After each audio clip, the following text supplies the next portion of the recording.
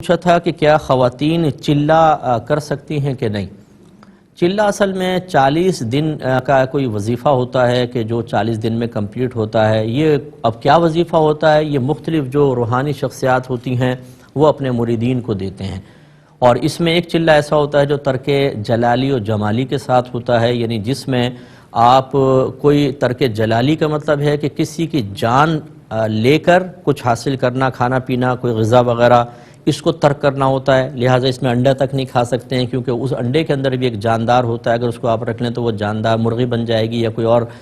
جانور بنے گا، تو اس کو سب کو ترک کرنا ہوتا ہے، گوشت وغیرہ چھوڑنا ہوتا ہے۔ اور جمالی کا مطلب یہ ہوتا ہے کہ جو عام غذائیں ہیں جو گوشت وغیرہ سے ہٹ کر انہیں بھی چھوڑنا ہوتا ہے۔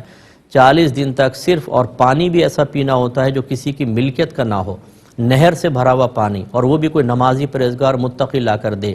جو کی روٹی بنا کر رکھ لیں 40 دن تک، وہ بس سحر اور افطار کے اندر کھانی ہے، باقی 40 دن روزے، اور پھر وہ وظیفہ۔ اتنا سخت یہ وظیفہ ہوتا ہے، اگر جیسے مطلب جو طریقہ کار بزرگ بتائیں، بہرحال یہ چلہ تو 40 دن کو کہتے ہیں، اس کے اندر جو طریقہ، یہ ترک جلالی جمالی والا تھا، تو یہ بالکل عورتیں کر تو سکتی ہیں، لیکن کسی کوئی ماہر شخص ہو، نمبر 1 روحانی استاد کو زبردست قسم کو ہونا چاہیے، نمبر 2 وظیفہ کیا ہے یہ معلوم ہونا چاہیے، نمبر 3 کس مقصد کے لیے کیا جا رہا ہے۔